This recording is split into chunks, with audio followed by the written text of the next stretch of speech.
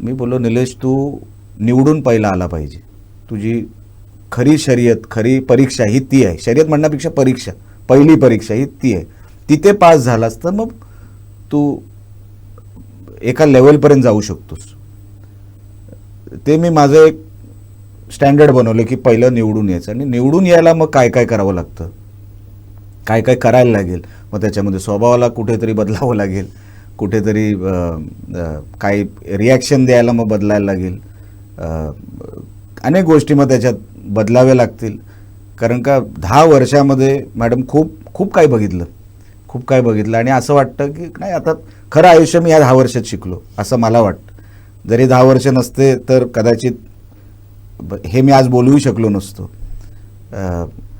मी बदल केले स्वतःहून की नाही, आपल्याला जर काय बनायचं असेल तर काहीतरी बदल केला पाहिजे.